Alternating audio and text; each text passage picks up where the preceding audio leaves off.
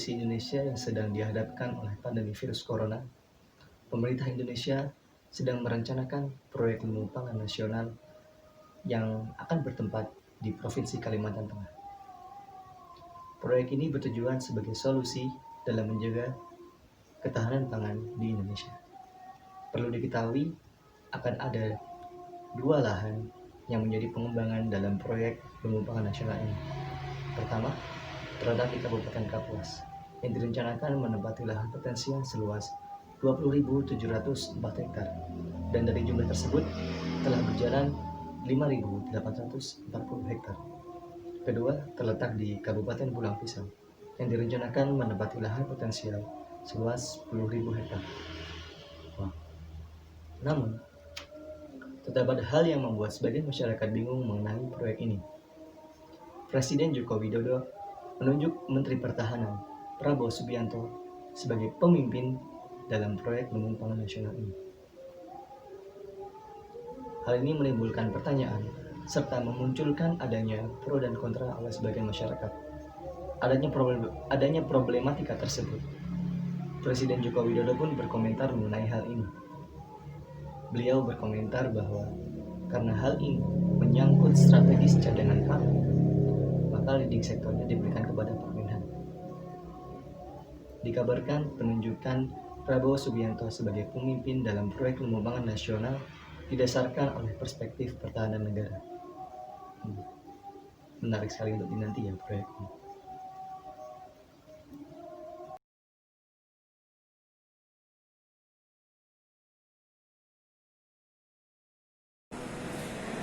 Ancaman perang bukan hanya mengenai fisik saja, melainkan kekurangan pangan nasional menjadi ancaman perang bagi negara Indonesia.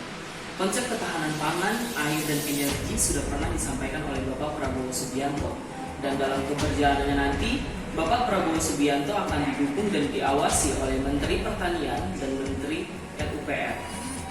Sehingga konsep ini diharapkan dapat mempertahankan ketahanan pangan nasional di kala pandemi. Dampak COVID-19 sangatlah terasa bagi masyarakat di Indonesia. Di sisi lain, penanganan terhadap pandemi virus corona COVID-19 itu sendiri masih kurang.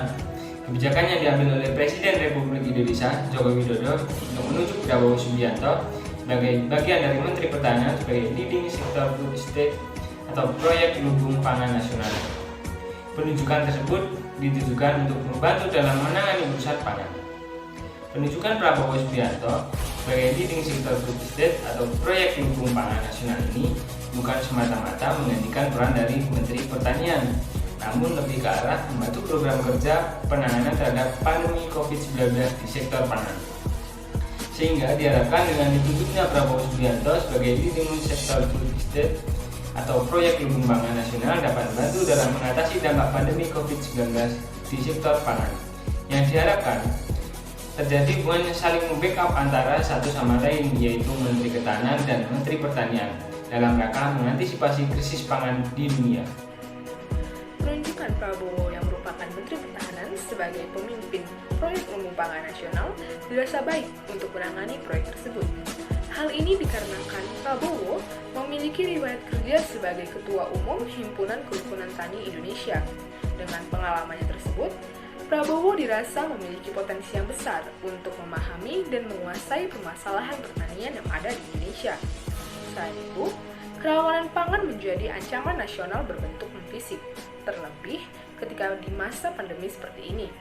Oleh sebab itu, negara mengembangkan food estate dan cadangan logistik strategis yang dikelola oleh TNI dan dibantu oleh komponen negara lainnya sebagai bentuk pertahanan negara menghadapi ancaman non-militer. Pejuang pangan. Siapa yang paling pantas digelari pahlawan negeriku? Bukan para tentara penyandang senjata, bukan para polri penyandang rencana. Pahlawan itu adalah dia yang memanggang punggungnya untuk menyuapi mulut rewel majikan kota, untuk menyediakan pangan bagi perut lapar anak-anak bangsa, walau perut sendiri nelasa, sebab 3 bulan tak pernah cukup makan.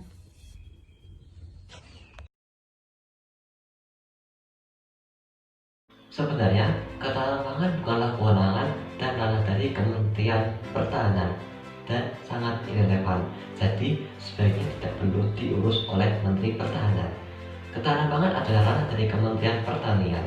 Walaupun sebagai leading sektor, alangkah baiknya jika leading sektor tersebut berada di bawah pengawasan Kementerian Pertanian. Menteri Pertahanan akan sepenuhnya mengurusi pertahanan dan alutsista. Secara akhir-akhir ini, ancaman semakin banyak, baik militer, non-militer, maupun nir-militer. Selama 1 tahun keberjalanan pemerintah, ada beberapa PR yang disoroti. Selain pandemi COVID-19, ancaman yang dihadapi antara lain ancaman senjata nuklir, senjata kimia, dan senjata radiasi.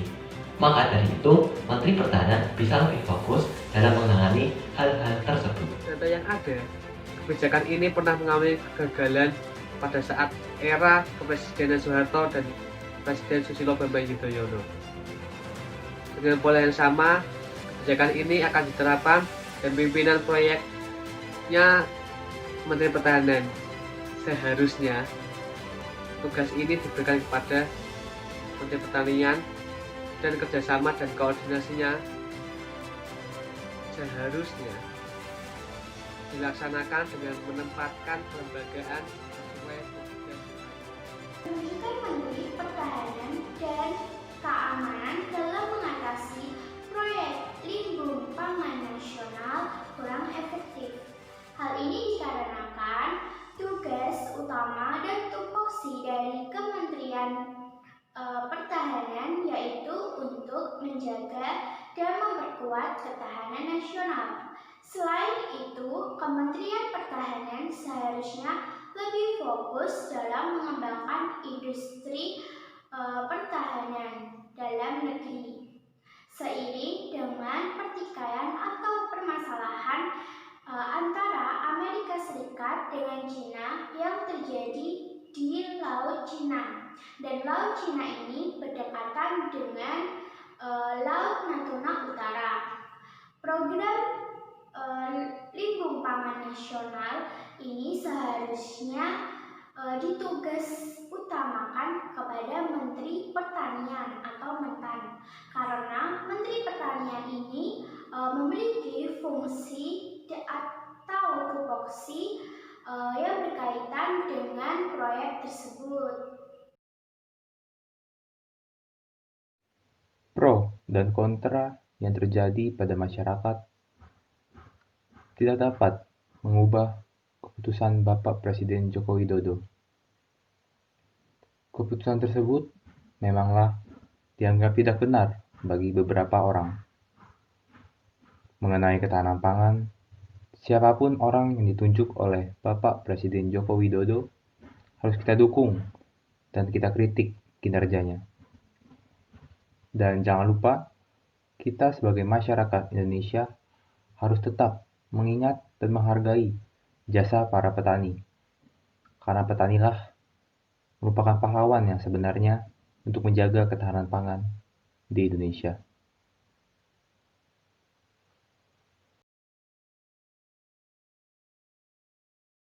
Pahlawan itu adalah dia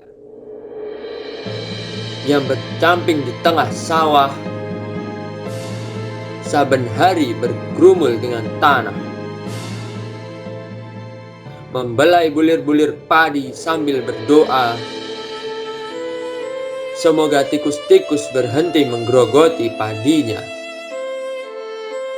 Sebab bila demikian, anak-anak tak dapat makan. Masa depan bangsa kian terancam. Alih-alih tentara siap berangkat perang, memanggul senjata saja sudah kepayahan. Alih-alih polisi sempat angkat senjata, memanggul lencana sudah keberatan.